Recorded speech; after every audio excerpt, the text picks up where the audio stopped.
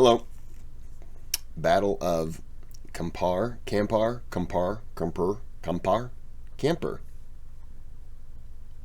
I'm sure it's one of them.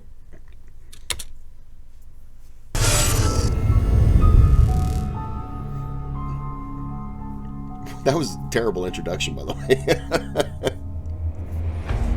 In the previous week, we covered the fall of two of the first places the Japanese had attacked, Hong Kong and Wake Island. And we also watched General MacArthur's forces start their catastrophic withdrawal into Bataan, where they would resist until reinforcements could arrive to save them. In Malaya, the British defenders were also in a difficult position, nearly thrown off the centre of the peninsula. Today, we're going to continue our coverage over the events unfolding in the Malay Peninsula and in the Philippines. But first, we're going to take a quick detour to China, where major combat resumed for the first time since the attack on Pearl Harbor. 2021 wasn't an easy year for all of us, so we at Kings and Generals appreciate the fact that Magellan TV supported us on so many different projects. We hope that our viewers appreciate this support, as of the Pacific War did not alter the main objective of the Japanese operations against China, which was the overthrow of Chiang Kai-shek's regime and the establishment of a puppet Chinese government. Most of the Japanese forces had been allocated to China since 1938, but the opening of a new front Yeah, they've been fighting in China for a while. to the south meant that some divisions would have to be transferred to partake in the offensives launched in the Pacific, although the Japanese position in the region would remain strong enough to continue the occupation of most of the strategic locations that had been conquered. Tokyo also hoped that the capture of Hong Kong, Burma, and any other means for the Allies to supply China would eventually force Chiang Kai-shek to surrender. But in the first weeks of the war, in accordance with orders from the Allies, Chinese forces resumed vigorous guerrilla warfare against the invaders, although the Japanese would quickly take the upper hand and beat them off. The failures of the National Revolutionary Army during these first few weeks of the war left Chiang Kai-shek unwilling to start any new major operations during the start of the year 1942. The Japanese, focused on their southern expansion through the Pacific, were also cautious about embarking on offensives against the fierce and numerous Chinese defenders. And yet there would be one exception. Back on December 13th, Lieutenant General Anami Korichika of the 11th Army had ordered his forces to prepare for a sortie south of the Yangtze River. After moving his forces south of Yoyang, the 6th and 40th Divisions began their advance at dusk, driving the Chinese defenders towards Kwanwangchiao and then expelling them from the town. The following day, Anami sent the 3rd Division to travel along the Guangzhou-Hankou Railway, then crossing the Kushui near Kuai and easily routing the 99th Army.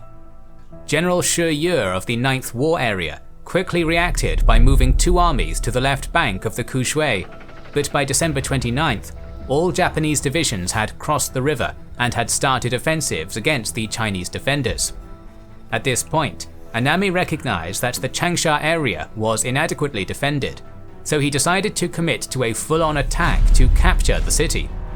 The next day, the Japanese divisions broke through the enemy lines one by one, routing the 37th Army and then continuing their drive towards Changsha. While the 3rd and 6th Divisions were ordered to directly continue against their objective, Anami ordered the 40th to take the town of Mafengcui to the southeast before capturing Qinqing, another important city. By December 31st, the 6th had taken the town of Langlishi, and the 3rd was already on the outskirts of Changsha. Japanese troops then started their attack on the city, managing to infiltrate the city's castle, but facing fierce Chinese resistance in the form of the 10th Army. Meanwhile, the 40th Division reached Qinqing on January 1st, starting its attack on the city one day later.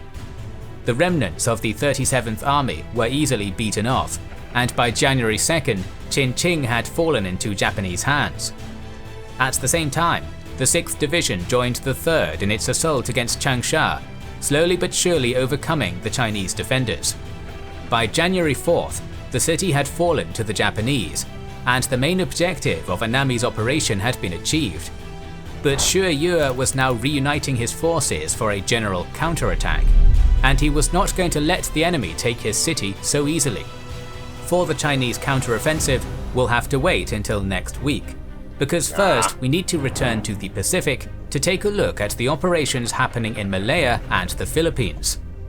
On December 28th, the situation was desperate for the Americans under General MacArthur, forced to execute a difficult withdrawal into Bataan that required a great deal of coordination between the North and South Luzon forces.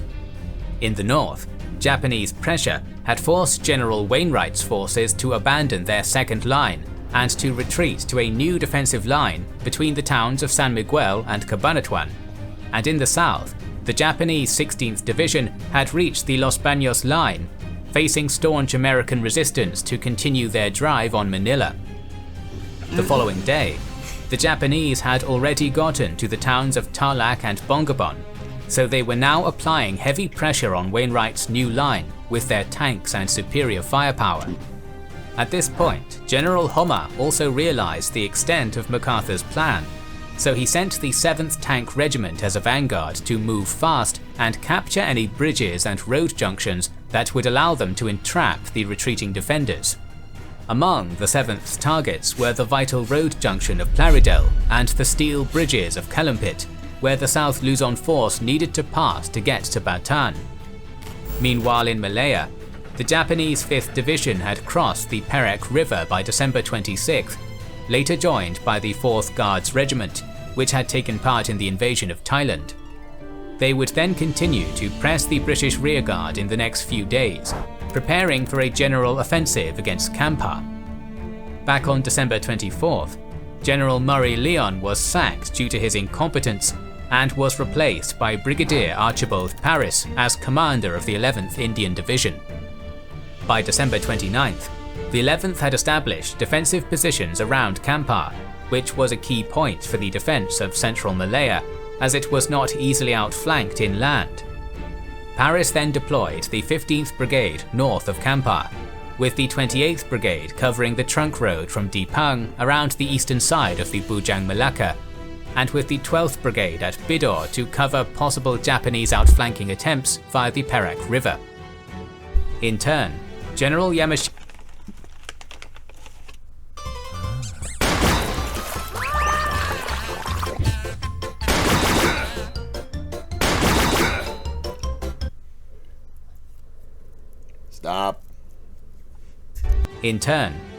Yamashita planned to capture Kampar in 3 thrusts. A first direct attack on Kampar by the 41st Regiment, a second encircling movement to the west by the 42nd Regiment, aimed against the 11th Indian Division's left flank, and a third outflanking landing at the mouth of the Burnham River by the 11th Regiment that would cut the British line of communications. On December 30th, the 55th Regiment had also landed at Cotabaru, and then started to advance down the coast behind the 56th Regiment to launch a joint attack on Kuantan. In the first 2 days of the Kampar operation, the Japanese troops would move slowly to their designated objectives, trying to strike at the British defenders with a surprise attack powerful enough to knock them out of the battle. Furthermore, the 42nd got itself stalled by swamps and spent 3 days in a difficult march that prevented them from participating in the offensive. At the same time this was happening, Homma's forces finally managed to break through Wainwright's 3rd line when they took the town of San Miguel. The American defenders would then be forced to retreat to their last line, ranging from Fort Stotzenberg to the Sybil Springs. Concurrently, the 7th Tank Regiment was also travelling towards Gapan, a short distance away from the last American line. By December 31st, the 7th had broken through this last line, getting itself in the vicinity of Baliuag, a town that stood on the way to Plaridel. Homma's other forces were also rapidly pushing the American defenders to the town of San Fernando, where Wainwright knew that he needed to make a final stand. Back in Malaya, following a heavy artillery barrage, the 41st Regiment started its attack down the trunk road. British resistance was fierce, yet they barely managed to repel the enemy assault, although artillery of the 15th Brigade did inflict many losses on the Japanese regiment. At this point, a small convoy of boats. This is like the first time I've seen a Japanese unit not going forward. And this is the third video I've watched today. That's the first time. That's crazy. Of the 11th Regiment had also already passed off Pankor Island, arriving at the mouth of the Burnham River during the evening of January 1st. They would then land at Utan Melitang, driving off a small British patrol there and securing possession of this vital crossroad. This was very bad for the Malayan defenders, posing a huge threat to their line of communications. In response, Paris moved one battalion of the 28th Brigade to the Slim River, where he began to build a secondary defensive line. Yet this left Percival concerned for the safety of Kwantan Airfield, which he needed to hold at least until January 10th to be able to receive reinforcements, as the fall of the airfield would give Japanese fighters the chance to jeopardize their arrival. In defense of Kwantan was the 22nd Brigade, and Percival urged them to at least hold the airfield until January 6th, something that seemed nearly impossible. Wow. At the same time, the 7th Tank Regiment finally took the town of Baluag, and then advanced to engage M3 Stuart light tanks at Plaridel. In this tank battle, the M3s, supported by artillery of the 71st Division, managed to push the Hagos back. Wow. Concurrently, the South Luzon force of General Jones had reached the Calumpit steel bridges. While his troops crossed it, Jones also sent 2 tank platoons to engage the Japanese tanks at Baluag, and thus create enough time for the Americans to pull out. The American armor would engage the 7th in the afternoon, disrupting the Japanese force and successfully delaying their advance. By the end of the Man, look how spread out they were, and now look where they're just. And I know this is still a good amount of land, but man, it just seems like they're all clustered together. Oh, wow. Day, the last of the South Luzon force moved past Calumpit, blowing up the twin bridges behind them so the 16th Division couldn't follow them. The next day, units of the 16th occupied Manila, with Homa moving his headquarters to the Philippines capital.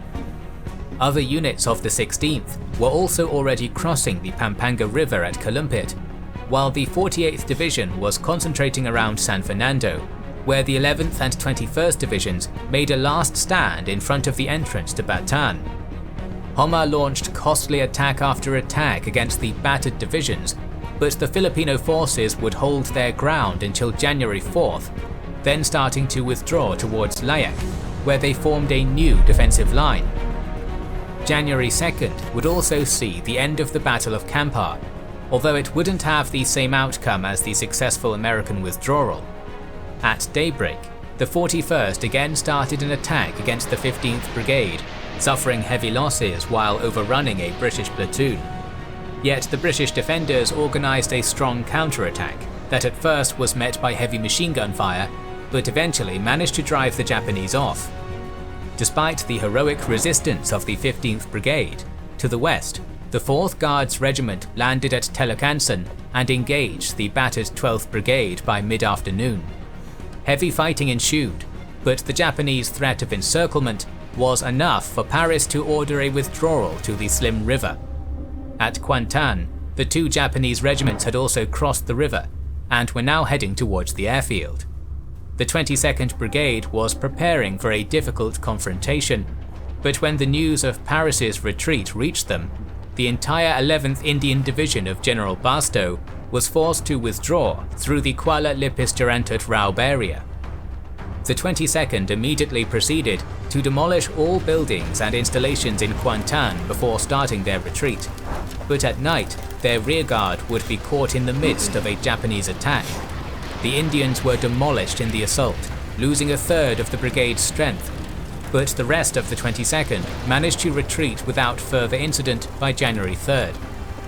That same day, the 4th Guards Regiment advanced up to the Selangor River and then turned inland towards the bridges at Batang Bajuntai, thus threatening the key city of Kuala Selangor and its valuable airfield.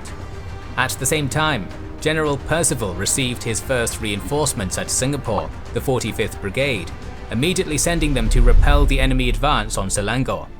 But would it succeed? And would Paris's new defensive line hold the Japanese invaders? For these answers, join us next week as we cover the Battle of the Slim River and the continuation of the advance. Wow, that was fast. Maybe I didn't pause a lot. I was into that one. Sorry I didn't talk a whole lot. I was just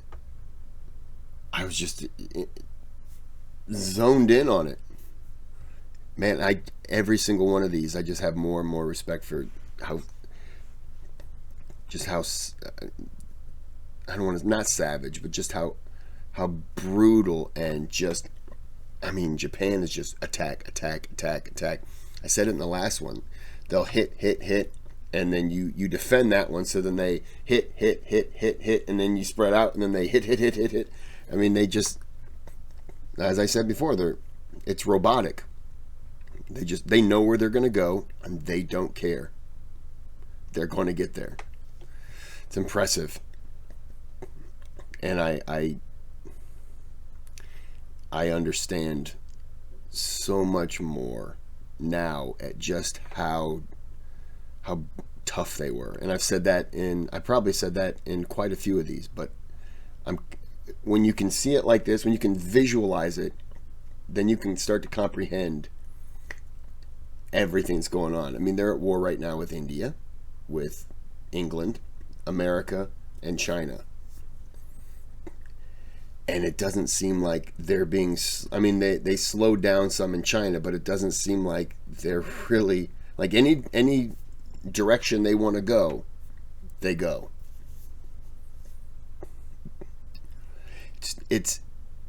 They've got all these different places on their heels, and if only one could just get a foothold and give up some resistance, then maybe they would pull back. Maybe not, though. Maybe they would take that as an insult, and then there would be, they would send more there. But if they send more there, they have to pull them away from somewhere else. So maybe that other place that alleviates some pressure. But what do I know? I could just be talking on my butt. Well, I'm going to end this here. Like and subscribe, or coyotes and cowboy hats.